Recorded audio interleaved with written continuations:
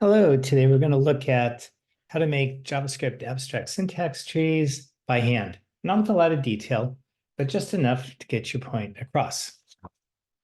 First little program is made up of two statements. So to make an abstract syntax tree, the root node is program, and we're going to see two statements hanging off of it.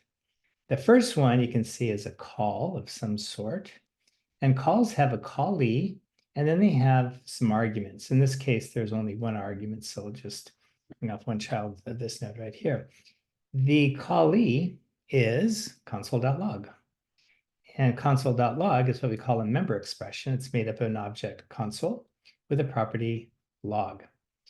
This call is one arithmetic expression.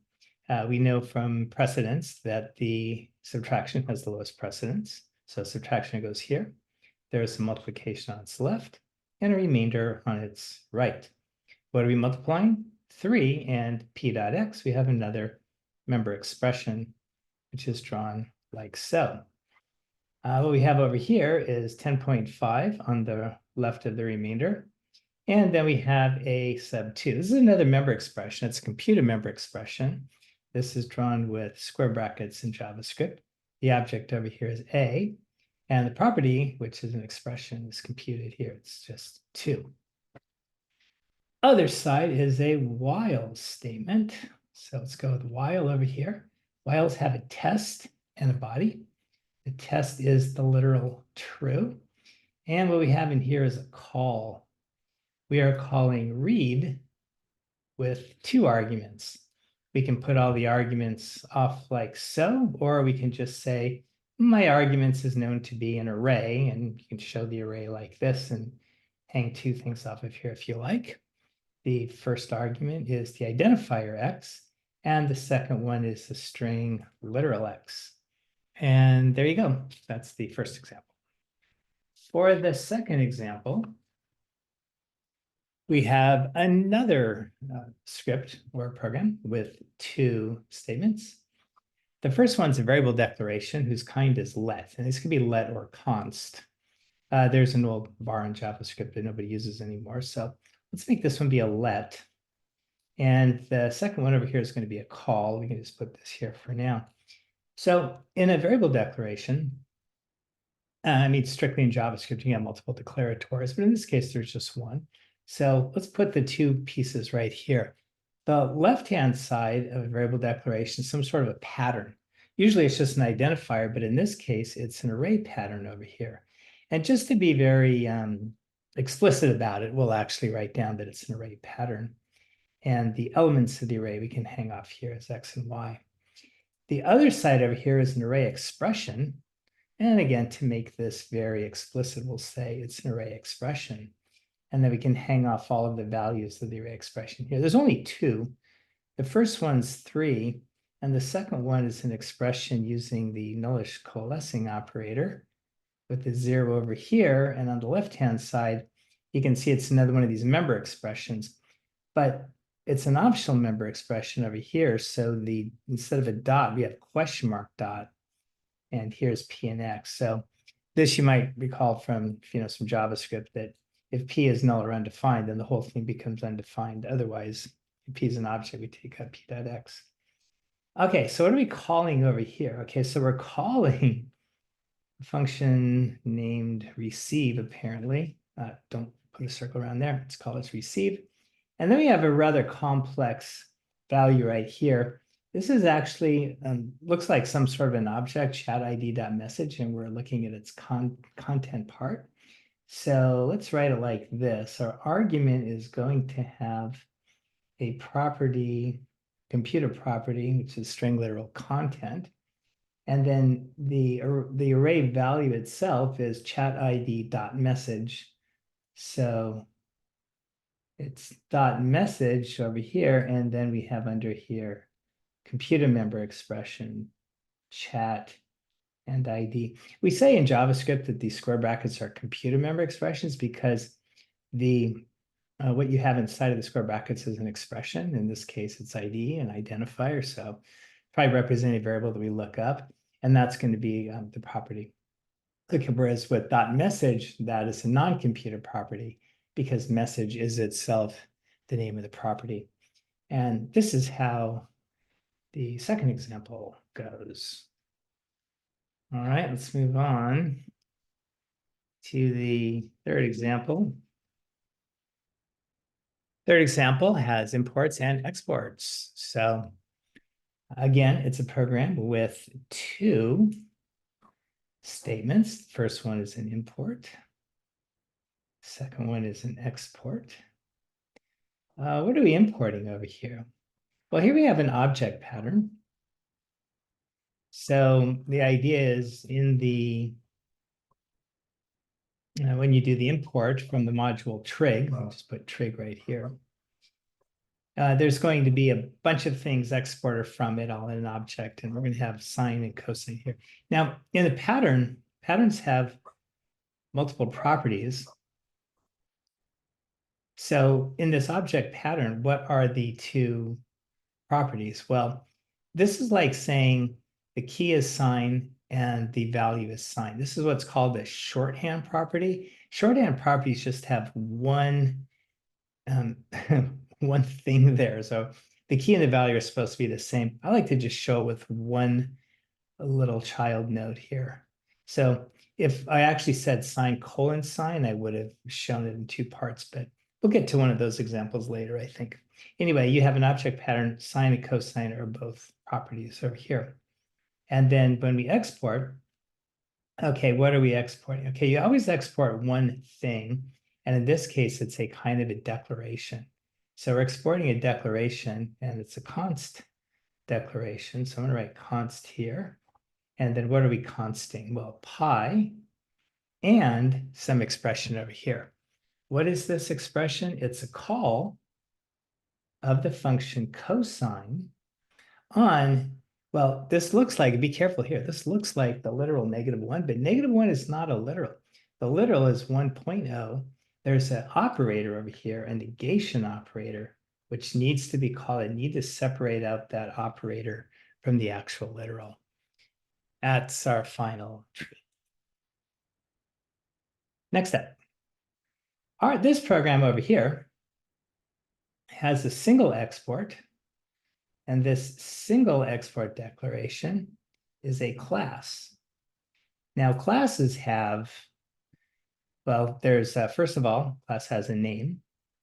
What's not shown here would be, like between dog, would be anything that the class extends. So in this case, it's not extending anything, so we just kind of leave this blank right here. And then what we have next is the class body.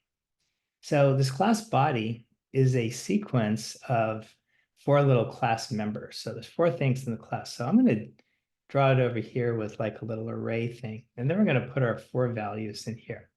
The first value is a private variable declaration. So I'll just call it a private variable, private variable declaration. See, we're running out of space. And this private variable is called name. Okay, this one's going to be actually really tight over here. The second thing in here is a constructor. Since we're running out of space, I'm going to say CTOR for constructor. There's one parameter, name, and the body of the constructor is an assignment of name to, there's a little dot over here, and then we have this, and then we have hash name is the way in JavaScript you write your private variable. So hash name. So this dot hash name goes here. The third one is a method. Okay, see right here how there's a method called bark, and then there's a method name, but the method name is actually a getter. So what I'm going to do here, just to make that clear, is I'm going to say that this is a get method over here. And the other one is just going to be a regular old method. So we'll use get just to show off that it's a getter method, and then we'll just use a regular method over here for bark. So name is going to be a regular method, and then over here bark will be, bark is a regular method and the name is the getter. So inside of the getter name, the body is a return of, once again, we have this thing. this, and then hash name. So returning this and hash name. Now we're now see if we get it. Let me make a little more room over here for this method. Method bark is going to return. And what are we returning over here? Okay, this here is what's called a template literal. So I'll just say template lit. And template literals are made up of an alternating sequence of string literals and expressions. So let's look at the three things that this is made up of. So you can see that there is, first there's an expression, and then over here we have a string literal. Those are the two things. So the first expression is going to say, again, it's this thing again, it's this dot name. So this and hash name, okay? And then the second part is a string literal. And then here you want to be careful because this little space right here is part of the string literal. So I'll try and leave a space there. I say says woof. So the template literal, first it's the expression that's interpolated, and then you have a regular old string literal here. Okay, next one is a program or a script or a module with just one statement. And this statement is a do while. Do whiles have a body and a test. The body over here, you can see, is a little block of two statements. So I'll write down block. And then the two statements over here. One is a continue, the second one over here, that's easy. Let's just pick that one up because it's pretty easy. And the other one is a const declaration. The right-hand side is easy, that's just P. And the one we have over here is an object pattern. Object pattern, how many properties do we have? There's just one property in here. And this property has a key of X and a value of Y, which did not fit. There we go. Okay, now it fits. All right, now what about the test for the do while? The test is an expression with a greater than 0. This part right here is a call. And we are calling F on how many parameters? How many parameters do we have here? Well, the parameters, there's only one parameter, and this parameter is an array. It's an array expression, which has several elements. I see two elements. The first element is 1, and the second element is an object expression. So note again the difference between, say, between object patterns, which appear on the left-hand side of assignments and in function declarations as parameters, and object expressions, which appear as expressions. In this case, this object expression has two properties. Properties have keys and values. The first one has a key of X and a value of 2. And this property over here, well, the key and the value are both Y. So remember that saying Y is just the same thing as Y colon Y. But if your language is, if your program, sorry, is just showing Y just by itself, then just write it like this, just to make clear that somebody used the shorthand expression. Okay, I think there's just one more to go. And for our last one, here again, we have a program with two statements. The first one's a function declaration, and the second one is just a call. Let's just knock down the call first because it's call of print. And there's two arguments here. So yeah, I'm just going to do it like this just to show that the arguments are bound together. There's a 3, and then here we have an array expression. And the array expression has one member, but this member is a spread. So it's ... The spread operator is applied to the identifier A. Look at this function declaration over here. This function declaration is both an asynchronous function and it's a generator. So instead of just writing, say, function declaration, we can say async generator declaration, an async generator declaration, and it's called G, and it has two parameters. Okay. Now, what are the two parameters? Well, the first parameter is an array pattern.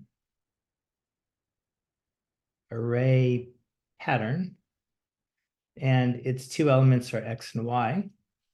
And the second parameter is a rest parameter. So I'll write down rest and P over here. Now I could have written over here 3 dots, or I write down rest. I could have written the word spread rather than 3 dots. But one thing about abstract syntax trees is you have a little bit of a, you can use some creativity. Just do whatever you like in a way. Not whatever you like, but pretty close. What's going on in the body of this function? Well, for the body of this function, this is a yield expression. And what are we yielding? We're yielding the await of something. And what are we awaiting? Well, it's a call. See, right there is a function. Whoops, let's write down await call. Wish I had an eraser. What are we calling? Well, the function that we're calling is one of these arrow functions. It has one parameter x, and the body of the expression 2. So given any x, returns 2 no matter what. And the argument, there's only one argument over here, and that's a division of y and computed member expression p sub 2. All right. I hope you found that useful. Bye for now.